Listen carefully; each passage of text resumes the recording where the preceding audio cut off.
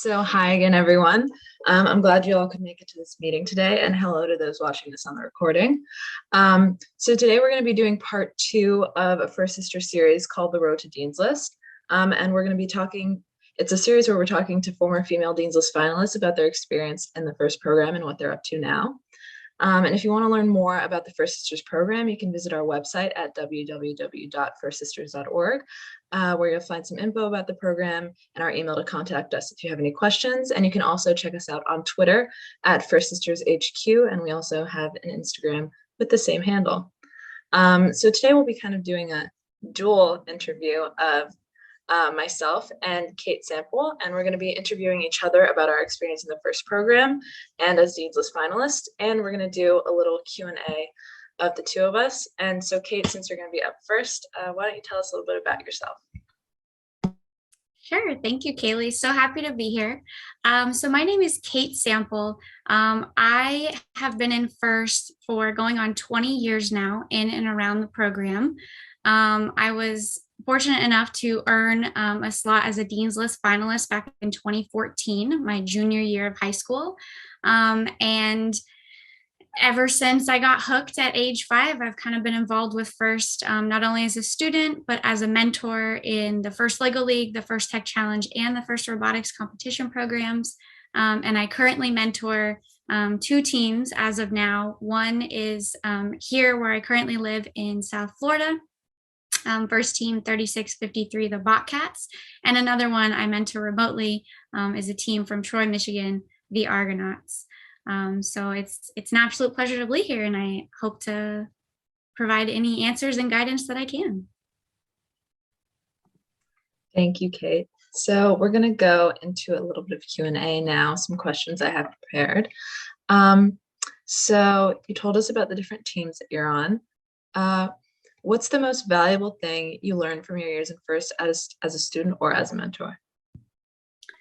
Well, that's a good question. So when I was a student on a team, we really had an amazing culture on my team when I was in high school. First team 1108, Panther Robotics out of Paola, Kansas. We spent a lot of time really doing things for others in our community. We were a very small team. My junior year, we only had 9 students, so a lot smaller for an FRC team than most people are used to. But that gave us a lot of opportunities to get to know each other and to connect with our communities. We did a lot of volunteering with the younger programs. We ran a lot of summer camps and a lot of outreach. And it really kind of helped me to understand that FIRST was more than just building the robot, but about developing all those other skills.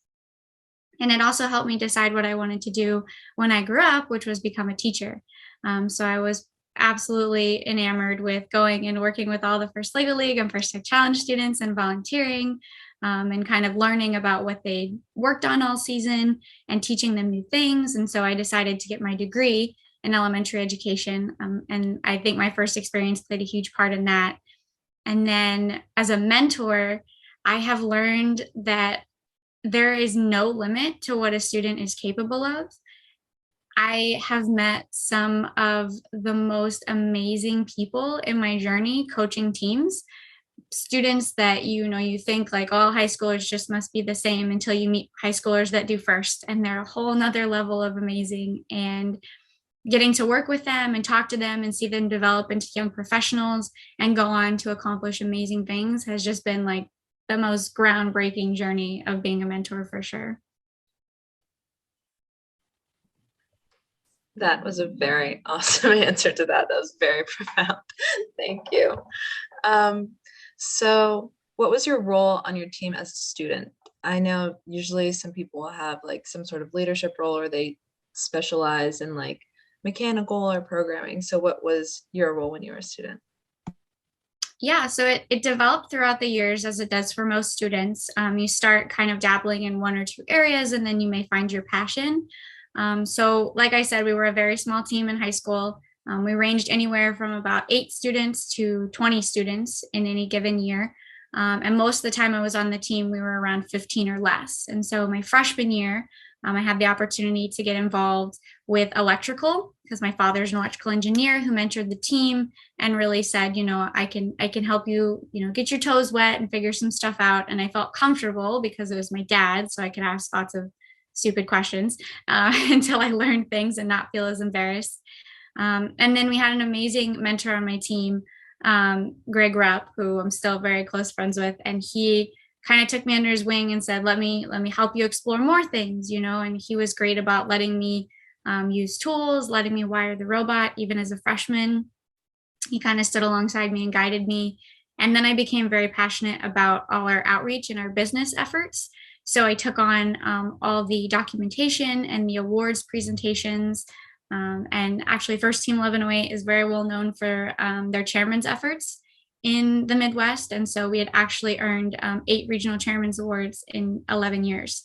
And one of my favorite memories was learning every single bit of team history from 2003 onwards when I was a member of the team so that I could answer any question a judge threw at me. And I was fortunate enough to get to be the president of my team my senior year and really just participate in almost everything, because when you have less than 10 students, everybody does a little bit of everything. I would say the only thing I never really worked well with was programming, and that's just because it escapes me. No matter how many times I try, it goes right over my head. But it was a wonderful experience to get to kind of learn and participate in a little bit of everything. That explanation honestly resonated very much with me, and my first experience has been like so delving a little bit into more of the Dean's List stuff, what was your nomination process like? What do you remember about the experience of judging, and what program were you nominated in Dean's List for? So in 2014, I was nominated as a Dean's List nominee for my team, along with one of my really great friends, Tyler Box. We competed that year out of state. The only regional we went to was in Indiana at Rose-Hulman Institute. It was in Terre Haute, Indiana. We drove 9 hours. I was so incredibly nervous. I can't even describe it because I was not sure how to talk about myself in a way that didn't sound like I was bragging, because I'd never want to come off that way. But that's kind of what you have to do just a little bit, is talk about how amazing you are. And so my mentors earlier in the season in January had written the nomination essay. And back in 2014, it was actually just one big essay that was no more than 3,000 characters that just said, what makes this student a Dean's List student? It was a very vague prompt. It was very challenging, I think, for my mentors to encompass everything they wanted to in a simple one, essay of 3,000 characters, whereas now it's smaller 800 character prompts, right, that kind of target more specific questions. So I do appreciate that. That makes it easier for mentors now. But I read my essay and I talked to my mentors, and they just said, just be yourself, go in there, answer the questions. And I actually remember both of my judges. They're wonderful. We still email once a month. We still communicate at first events because they're both very dedicated volunteers. And I just remember going in there, and then it was all just one big blur of questions and answers. I think the 15 minutes just flies past. And then I remember leaving the room and just like, okay, now I have to go present chairman's. Like, we have 1 hour. Let's go rehearse that before we have to go into the chairman's room. But by far the most amazing experience was after the award ceremony, when they announced the Dean's List finalists for the event, was going down and actually like having the judges present you with your little certificate in the little blue folder. And both of the judges just saying, we really want to stay connected with you because we can see that you're passionate about this program, and we can tell that, you're going to continue with this. And I would say they're definitely right. I graduated in 2015, and here we are, going on 7 years later, and I still do first every waking moment. So that's really amazing how you managed to stay connected with everyone and keep it all in the program and keep that continuity. That's really great. So what do you think I know you said the judging process was really kind of a blur, and I completely agree. um, but what do you think was kind of like the most impactful thing you did or said during your run as a Dean's List candidate that made the judges remember you and made them want to like form that connection with you even after? So I asked that same question of my Dean's List judges when I see them every year. I'm like, why did you think that, me of all the people that interviewed? Because we actually had a Dean's List luncheon at the event. So I got to meet all of the other amazing candidates that were up for Dean's List. And they were truly just inspiring people. Like I said, the people in first are just a whole nother level of amazing. And talking with them, David, one of my Dean's List judges, he had said, I could just see that you had a true passion for what this program meant. And he said, I remember when I asked you, what do you want to do when you grow up? And you said, I want to teach, because first, like, had that impact on me, like I spoke about earlier. And he said, I could tell you genuinely meant that. And then immediately following, I want to teach, you said, and also continue robotics. Like immediately afterwards, he said there was not even a breath in there between, I want to be a teacher, but also continue with FRC robotics, because this is what gave me kind of my spark. And he and I actually, like I said, we still connect at events. And because of our friendship, I'm able to almost every year, pending COVID, the last 2 years, we've been able to host an all girls event in the western part of Michigan in Grand Rapids. And host like an all girls off-season event to kind of help introduce women to STEM in a more comfortable environment. And it was all because of our relationship from that Dean's List interview that he saw me at First Champion. It said, hey, I have an opportunity for you if you're interested. And every year I get to go and interview the girls and provide scholarships to them, which has really been a crazy cool experience. That's incredible.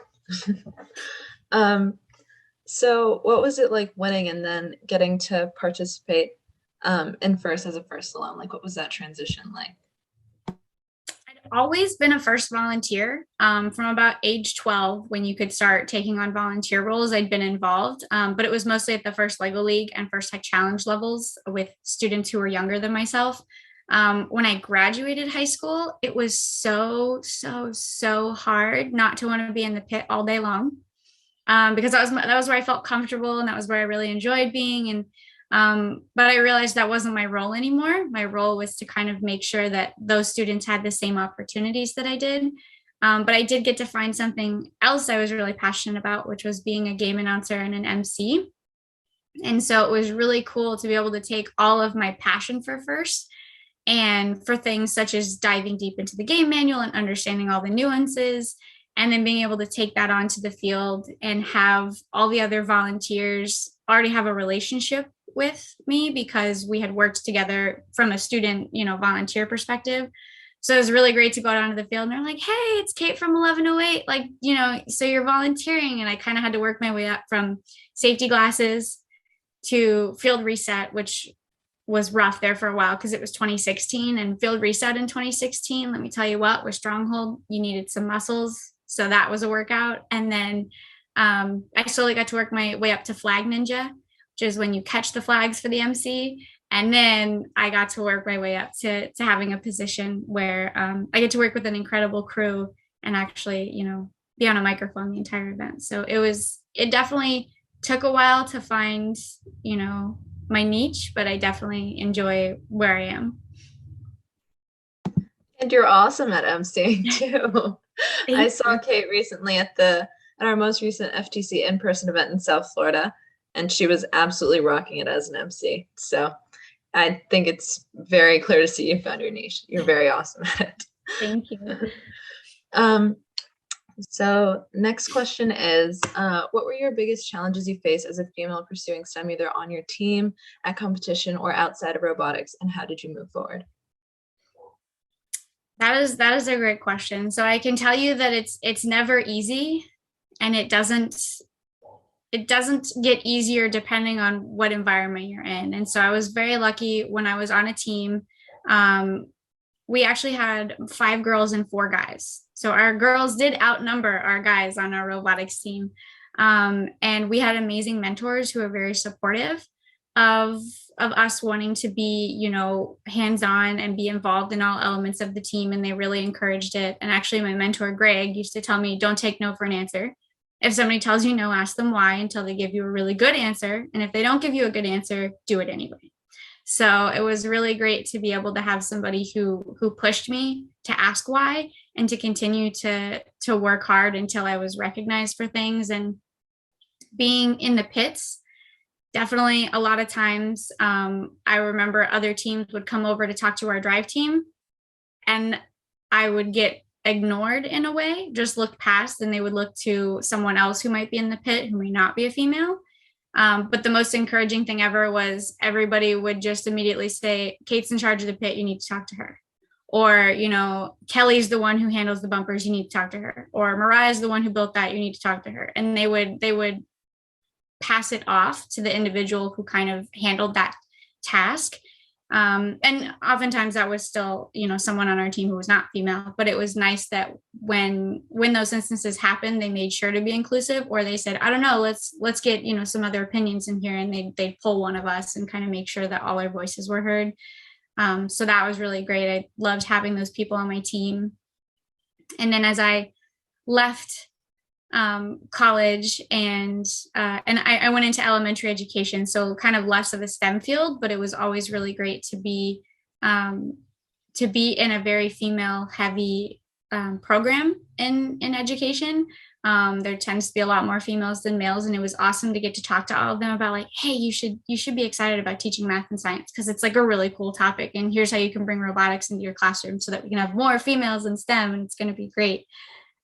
So that was really, really powerful. And then as a volunteer, one of my favorite things is getting to see students who can see someone, you know, that's in a well-known and visible role that is female. And then I think that kind of helps them say to themselves like, oh, okay, like, you know, she can do this, so I can do this.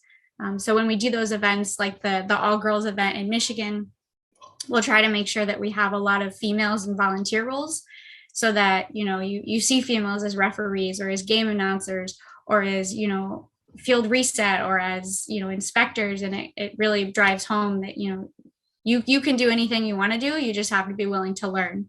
So I really love that about the positive experiences that I've had. That was super insightful. And it's really nice to see that you had that kind of support system on your team when you were in first. So what does being a First Vista entail, and what was your favorite part about that? Yeah, so the First Vista program is a collaboration between a government program called AmeriCorps, which is operated by the Corporation for National Community Service, and then for FIRST. So essentially FIRST applied to have a grant underneath CNCS in order to have what are called vistas who work in low income, low resource areas to provide access to programs in order to break out of poverty. And so it just so happens the way we fight poverty is by teaching students STEM skills or all the other wonderful skills that come with FIRST that aren't related to STEM, so that students are able to see themselves in a path that may help them break out of poverty. And so when I was, I want to say 15, maybe 16 years old, and I was at a regional in Kansas City, one of the most prominent FIRST alumni in our area, Malcolm Strickland, was a First Vista. And I remember he came to my pit, and I always used to give him a hard time because, you know, he'd always give everybody a hard time. He'd walk around, he's like, hey, tell me about your robot. Hey, tell me about this, you know, just trying to make kids better. And he always called me Sample Kid. And he asked me, Sample Kid, what do you want to do when you grow up? And I said, I told you, Malcolm, I want to be a teacher. And he said, well, I think you'd be really good at my job because you'd get to bring this program that you're so passionate about to so many people who need it the most. And I talked to my mother, and she said I needed a college degree first, which is probably not wrong. So I went to college and got a college degree, which I was very passionate to do because I wanted to be an educator. And then I started with the First Vista program in 2018. And working here in South Florida, working with the First Lego League partner, the First Tech Challenge program, and the First Robotics Competition program, I've been able to start teams, help sustain teams by finding them funding or providing them structure and training, or just providing them resources by saying, hey, here's another team, like you should talk to them, they're really good at that. And it's been probably the most rewarding experience because I get to do all the things I love doing in FIRST, and then I get paid to do it. So it's the best of both worlds because I'm getting to still use all my teaching experience, all my, my years of education. So knowing, the hurdles that teachers have to jump through or the challenges that school districts, face, knowing that from being a teacher, I'm able to like take and apply to this program. So it was definitely like by far the most rewarding thing. And I'm like almost halfway through my 4th year and I can't wait for year 5. Like I absolutely love the FIRST program. I feel like I could run an entire hour-long interview of you with all the FIRST experience and all the stories you have to tell and all the knowledge that you have of the program. So the last question I have for you before we open it up to Q&A from the audience here is if you could talk to yourself right before you began your first career and give her some advice, what would you say? I would say go for it. Don't ever hesitate or say, I'm not sure if I want to try that. Try absolutely everything. It took me a while to become confident and ask if I could do things. I used to kind of sit back and do what I was comfortable with and what I knew I was great at. But because I had mentors who pushed me and said, no, you're going to learn the basics of programming. No, you're going to learn to wire this robot because if something breaks, we need someone who can, fix it. Or you're going to learn to say chairman's in your sleep. Like you will not read a script. You will know this. And I could probably still recite my chairman's essay if absolutely necessary. Like if someone gave me the first 3 words, I think I could finish the next 6 paragraphs. But it was wonderful to have such encouraging mentors and other team members. But I think, if I could talk to myself that little and just say, just go for it. Do everything you possibly can. Ask to do everything you can. You're going to be told no, but you have to ask anyway, because if you don't ask, then it's already a no. So I would say just, if you want to try something, or even if you don't want to try it, you should anyway, at least once, just to see, because you might find out that it's totally what you're going to fall in love with and you didn't even know it. That was an amazing answer to that question. So thank you for answering all those questions for me. So now we're going to open it up to a Q&A from anyone in the audience. So feel free to unmute yourselves, or if you want to, you can put it in chat and I can ask Kate for you. So we're just going to open it up to you guys.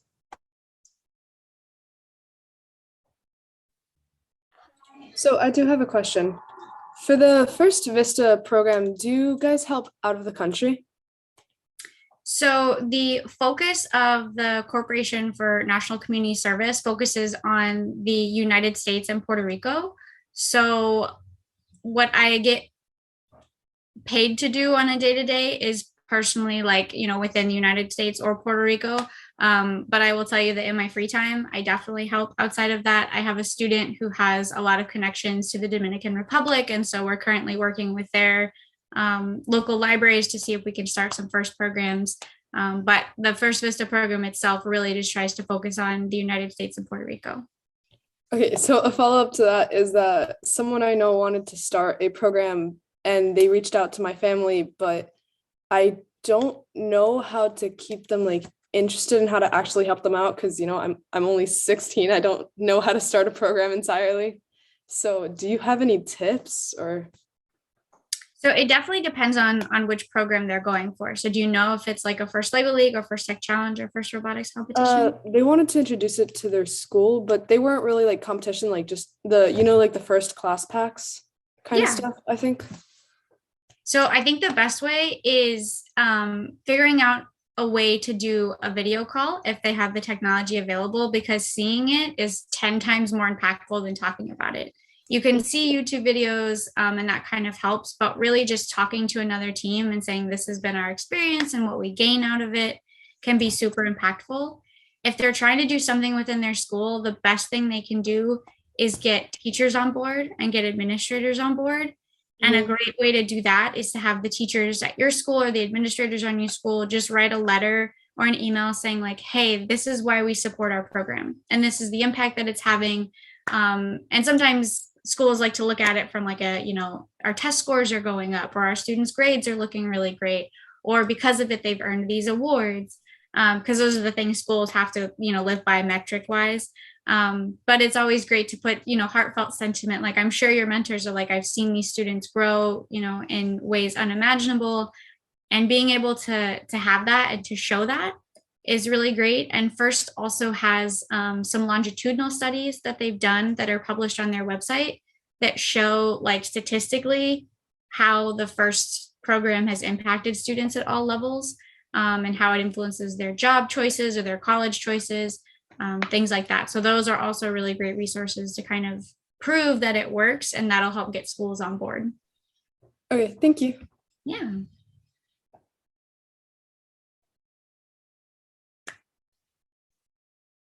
Any more questions? Yes. So my question for you is, do you have any tips about reconnecting with the FIRST community once you're no longer a student? Definitely. So I will tell you right now, stay in contact with your team as much as possible. They love to hear from you. They love when alumni visit, both as a student and as a mentor. I love when alumni come back, because you get to hear about their lives and hear about what's going on, and the impact that they're making with all the experience that they gained. But there are also some really great alumni groups, whether you go to college or university, whether you go straight into the job force, there are always FIRST alumni groups you can join. Some are based on like regions, some are based on universities specifically. Here in Florida, we have the Florida FIRST alumni group that Barry Bonzak helps run a lot of. And then there's smaller FIRST alumni groups based out of several universities here in Florida. And I know it's the same way across, most of the United States, if not the world. And those are all listed. Actually, if you go to firstinspires.org/alumni, you can find all of those alumni groups. They have websites that you can sign up through. They have Facebook groups, LinkedIn groups, all those sorts of things. So they're really great resources. And when in doubt, just keep your FIRST Inspires dashboard up to date, because Michelle Long, who runs the alumni stuff from FIRST headquarters, loves when your email's up to date, because then she can email you about all the amazing opportunities that alumni can get involved in. But if you don't have updated email in there, then it makes it so much harder for us to stay in contact. What do you think is like the best way to increase diversity on a FIRST robotics team?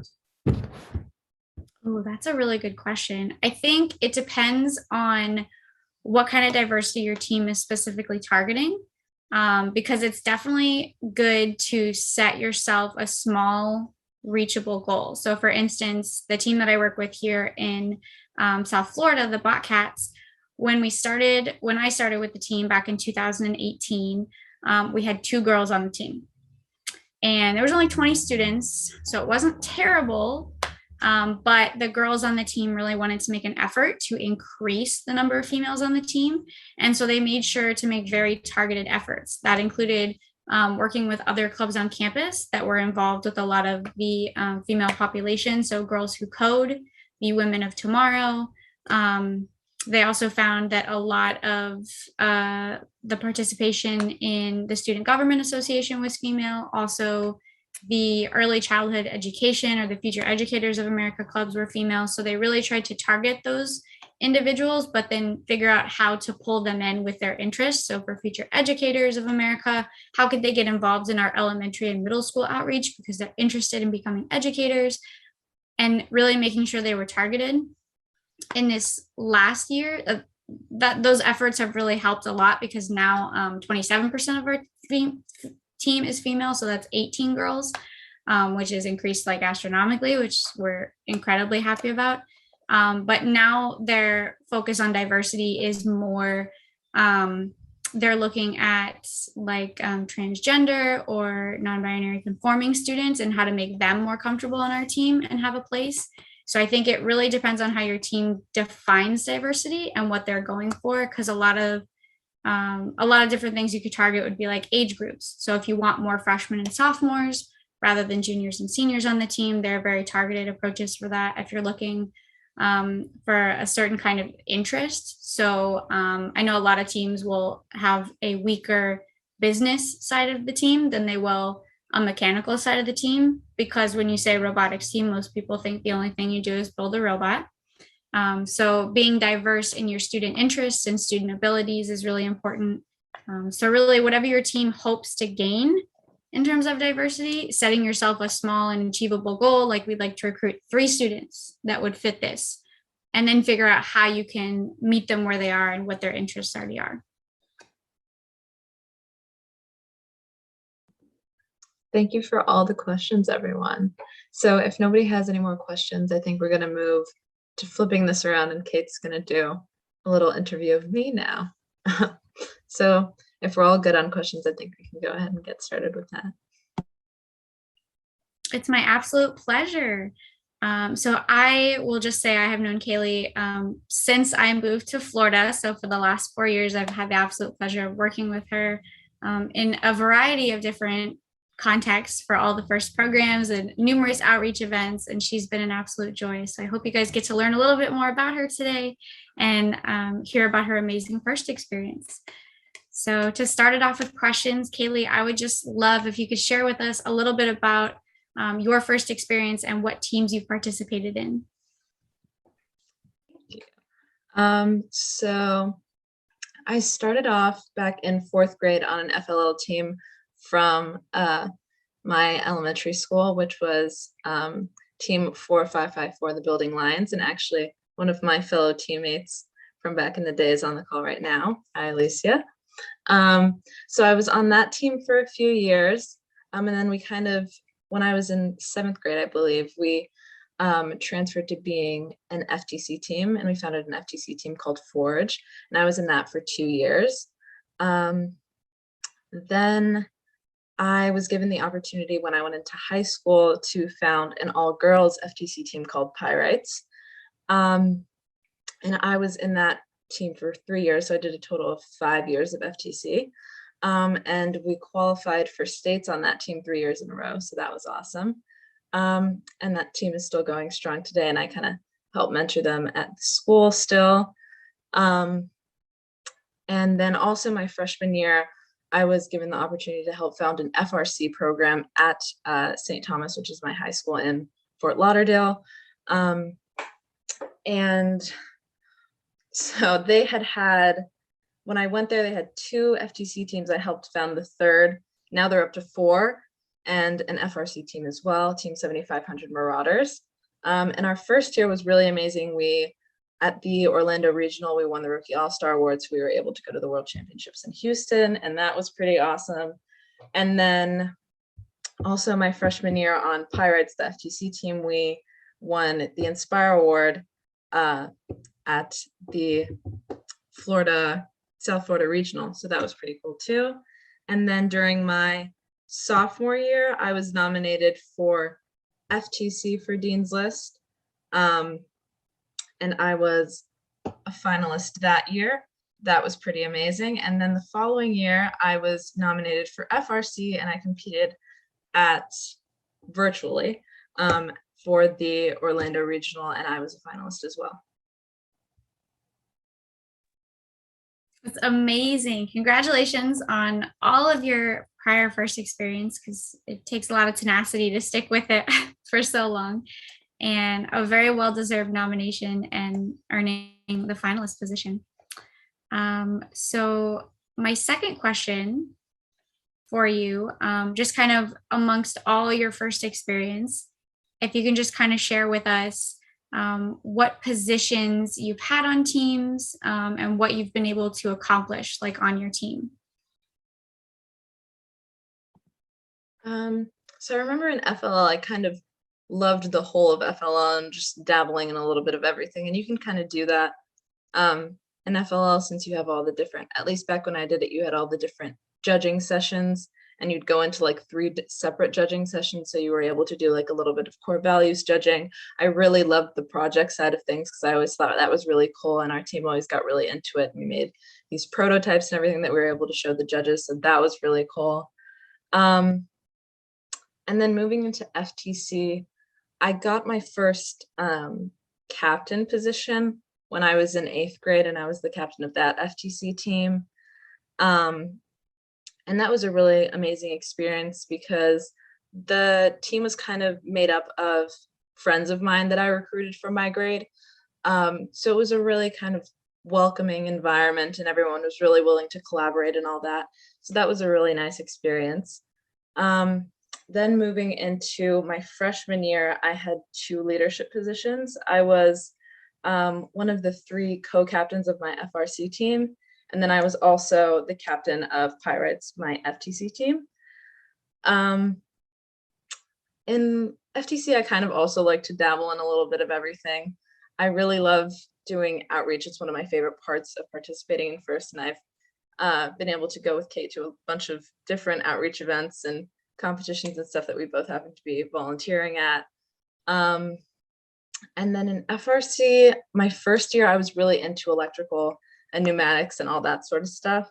And also, I usually, as you said, there's a little bit of weakness sometimes on teams when it comes to the business sort of side of things. So I'd like to kind of help people get into that a little bit and pick up any slack that's on the business side, because I enjoy doing that stuff too, and kind of the role of like getting sponsorships and all that. And then I kind of continued with my role on Pirates as the captain through my junior year, and then as well with like the co-captainship through my junior year on the FRC team.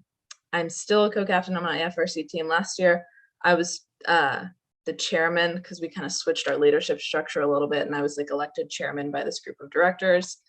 But we kind of moved back towards the co-captain structure again this year. So I'm one of the co-captains. I kind of deal with we call it like strategy and competition team, which is in terms of like robot on-field strategy. Essentially, I'm usually the coach of our drive team on FRC. So I deal with that, kind of keeping people on track in terms of organization and how the build season progresses, and kind of like administrative stuff, making sure everyone's working together properly. And then also when we get to competition, I'm kind of like the person who like reins everyone in, doles out all the roles, that kind of stuff. Yeah, and then I'm only doing FRC this year. I kind of retired a little bit from FTC, and I'm focusing solely on FRC this year. That's amazing. I think you wear a lot of hats. You have to be a little bit of everything, which is, I think, really the best part about FIRST is it's a safe place to do everything and fail, which is wonderful because you learn a whole lot in the process. So you said you were nominated 2 separate times, right? Once for First Tech Challenge and once for First Robotics Competition. So do you mind just sharing with us what those processes are like, if they're different, if they're similar, and kind of how it went for you overall? Yeah, so I had actually, now thinking about it, I had kind of 2 separate experiences with FTC and FRC, because one was completely in person and then one was completely virtual. So during the 2019 season in FTC, I went in, and if you don't know a little bit about the Dean's List process, the way it works is that you go in for your judging for FTC. I went in for my judging at the South Florida regional for FTC, and you do your judging with a couple people who are part of the panel. They have your essay, and they sort of ask you questions based off of that. So they'll already know a little bit about you by kind of studying your essay, and they'll ask you stuff based on that. And then their actual notes and their impressions of you go on to the state level if you qualify to be a finalist, a semifinalist at that point. You'll go on to the state level, and you actually don't receive like a second judging. They just compare the notes of all the judges at that point. So it's really important that you make like a really good first impression on that judging and everything. So that was a really great experience for me, because I have stayed connected also with one of the judges from that. And I knew him previously, Dennis, who was one of my judges for, so that was really great. And then FRC was a little bit different just because of the virtual aspect, but but I felt like it was more or less the same types of questions you would be asked. And I had the fortune, it's really great to be close with your mentors, especially the ones who will be writing your essay that's going to be submitted for your Dean's List nomination, and kind of definitely be familiar with that essay kind of in the same way that you would study for a chairman's presentation and know that essay like the back of your hand. Just knowing your accomplishments and everything they wrote about you, that's definitely a really good thing to look over and be very comfortable with. What was different, maybe a little bit different for me about the FTC nomination process and the judging process for that and everything was, I always like to have, whether it's in like an FTC judge presentation, even probably dating back to FLL, what we always did was have handouts for the judges. So when I went in for my FTC judging, I had kind of like a one-page summary of everything I ever did, like outreach wise. I had like itemized, like I have done this many hours of outreach. I've been on this many teams, had this many leadership roles, and kind of like quantify it all for them. So it's kind of all there. And then that gives them like other questions to ask. It reminds them of stuff in your essay, and it kind of gives them a visual and something to keep with them for when they're doing their notes. So I thought that was good. And I didn't get the opportunity to do that for FRC. But it was definitely, it's a good thing to do, I think, in terms of helping the judges remember you.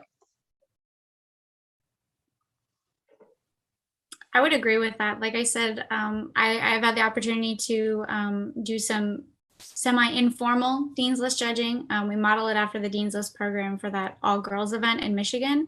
And in all my years and all the people I've had the opportunity to interview, I remember from your interview for First Tech Challenge, Kaylee, I remember the handout and it stuck with me because I was like, wow, this is ingenious.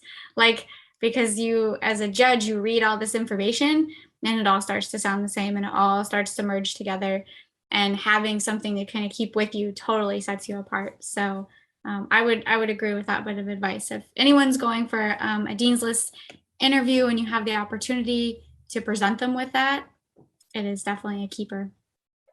Wonderful.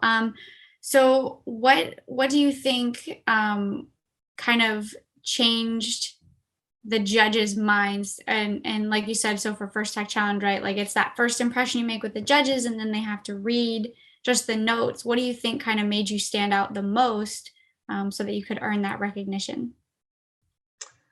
I think it's a combination of years in service and then also showing that continuity that you want to continue on with the program, and kind of like you talked about when you were talking about your Dean's List interview, and what set you apart is having that passion and letting them know that you are going to continue this even after high school. And it's something that's kind of like integral to who you are as a person. It's not just something you do, it's like part of who you are is first. So I think that's a big part. And maybe also how passionate I am about some of like the outreach events that I've done. Cause like I said, that's like one of my favorite parts of doing First. And that's, I think maybe that's what made me stand out a little bit too. Yeah, I would agree for sure. All right. So my next question for you, similar to what you asked me, what were kind of your biggest challenges about being a woman in, the STEM field, whether it be on your team, classes in school, or even kind of what you are anticipating for the future? One of the best experiences I ever had was in FLL when I was able to be on an all-girls team. And then again, when I got to do it in high school, because you have that sort of support system, you're all kind of aware of the kind of perceptions that people can have of women in STEM fields. And so you're kind of like in that same mentality, and you can kind of help each other out and boost each other's like confidence and everything. When you're kind of out of that realm of like that support system, I feel like it becomes a little difficult. One of the phrases that I've heard probably the most, and like discrediting things that have been told to me the most by like fellow team members, jealous ones for the most part, is that I'm only receiving roles or accolades because I'm a woman, instead of despite of the fact that I'm a woman, or completely separate from the fact that I'm a woman. Kind of like, oh, you're just getting this leg up just because people see this gap and they want to fill it, or it would look good for them to have you receive this honor because you're a woman and this is what society is like pushing or something. And the thing that I do to deal with that is you kind of just have to block it out completely. Because I feel like especially all highly successful and people who have had like won coveted awards and such, deal with is a lot of imposter syndrome. And it's kind of amplified when you're in a position of like leadership or getting awards and you have people that want to be in your spot. And you kind of just have to push it out and kind of find a support system, know your worth and all the accomplishments that you've done, and realize that you've put in the work and nobody can really take away those hours from you that you've put in, that you've dedicated, and the passion that's behind it. And really the most rewarding thing is helping people and allowing them to have the same opportunities you did and maybe even better. And that's what I kind of hope to accomplish with the whole First Sisters program and everything we're trying to do with that. So that's actually kind of where my passion for that stems from. That's really inspiring to hear. And I have to tell you that the fact that you're having these experiences and these thoughts and these realizations at such a young age is just going to make the world so much better for everyone else, because when you all grow up and you're running the world will have this amazing perspective and understanding of all these topics. So absolutely, just mad props for being able to understand these things and talk about them honestly is wonderful. So really, I just kind of want to ask you, what is your hope for your future? What are your goals? Kind of, are you looking to pursue STEM? Do you know what you want to be when you grow up, or kind of what are you hoping for in the future? So yeah, since I'm a senior, I'm going through the whole like college admissions process right now. I want to major in biomedical engineering because it kind of combines a few things I love. So when I was very young, I was diagnosed with a few autoimmune disorders that kind of put an end to the dance career I wanted to have. And then I found robotics, and that kind of sparked my interest for engineering. And then at the same time, I was also kind of dealing with all these health issues on the side and learning about all these different like medicines, diagnostic treatments, all this kind of stuff. And then I was introduced to research, and I did a project in diagnosis for an eye disease that I'd been afflicted with. So I experienced that and robotics at the same time. And I was like, what if I could combine all these things into this like one career path that would be like super amazing? And then I found biomedical engineering, and that kind of combined all the different things that I love. So I definitely want to go to a school where I can pursue research in biomedical engineering and study that, and then hopefully work in a company like DECA or Stryker, where I can pursue research and then also make biomedical devices that can help people out. Some of my top schools right now are Georgia Tech, WPI, Carnegie Mellon. I got actually a deferral from Georgia Tech yesterday, which is a little bit of a setback, but we'll see. I got an acceptance from WPI, and I got a couple scholarships from there that amount to like $140,000. So that's pretty great. And they also offer a really generous first scholarship. So make sure everyone, if you're in the process or will be in the process soon of going through choosing your colleges, that you're on that First Scholarships website, because a lot of schools offer money to first students just because of the amazing things that we do through First. So make sure you're definitely looking at that. And then also my Carnegie Mellon decision is on the way. So that's kind of what my future looks like. That is so exciting. Congratulations on acceptance into WPI and on all the scholarships, because college is so expensive. So please find ways to make it easier, not only on you, but I'm sure your family is thrilled as well, because parents know how much it costs for their children to get a good education, but they want you to have it. So they make things work. Wonderful. Well, I would like to open it up now. If anybody else has any questions for Kaylee, feel free.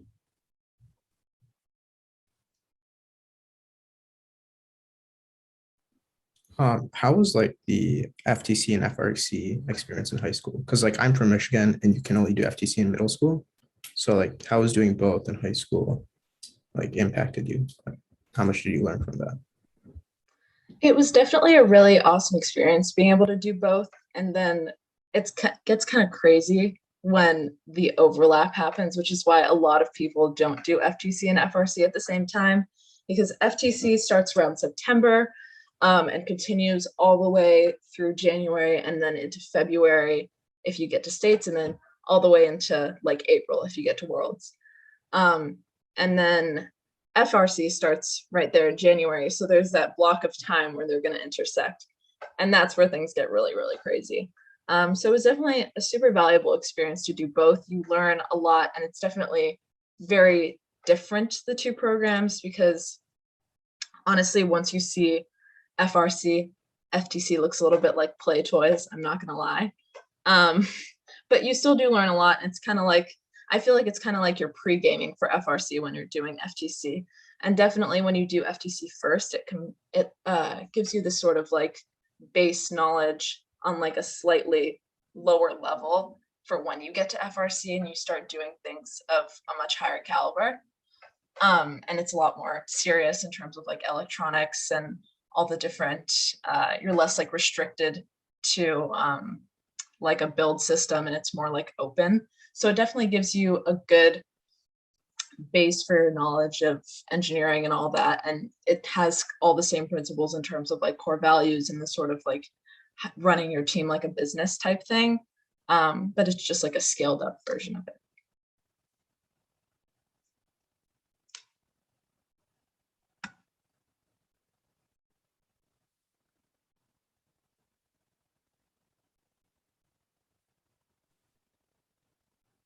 All right. So well, I do have a question really fast. go ahead. You know, the competition season is coming up really soon for FRC. And well, a lot of the competitions are back to back, like Orlando and SoFlo are back to back, I believe. So how do you plan on time management there? Well, I was actually talking to Kate about this before we got on the call, because my life is going to be quite crazy when March kicks in, because my team isn't actually competing at South Florida, but I'll be volunteering. And then Why aren't you going to SoFlo? South Florida actually overlaps with the FTC states. Right. So our coach kind of didn't want that to interfere, just in case they made states. So just our captains are going to be volunteering though, just to lend a hand there. And then we're going to be going to Orlando, and then the Bayou tournament in New Orleans. And those are like back to back to back to back. So in preparation, I've been kind of cushioning my grades a little bit, first of all. Definitely be keeping in contact with your teachers so they're very aware of the situation that's about to go down come March, and missing all those like half weeks of school and then having to do all the makeup work. Usually they're very forgiving if you let them know kind of what you're going through and be very in depth about what all the robotics experience entails and how rigorous of a time you're going to be having at those competitions, because they are very tiring and very long. As you know, Alicia, all your years helping volunteer and being on FRC teams. But just brace yourself a little bit, and then also just being really effective with your time and seeing how much you can do ahead in terms of work, and being in contact with your teachers very heavily, and make sure you're taking care of yourself before, during, and after competitions, and make sure that that self-care isn't getting behind either, because it can be very tough on your mind and your body from walking all that time, being very into the competition like mindset, but then being able to step back and be like, let's get some sleep. Yeah. So that'd be my advice on that. Thank you. So if we don't have any more questions, I think we can wrap it up. You guys have been a very, very great audience, and we're just on time actually, because it's 2 o'clock now. So thank you guys so much for coming. Thank you, Kate, for being willing to join, be interviewed, and interviewing me. And yeah, look out for this on our YouTube, and hope to see you guys at our future calls. Awesome.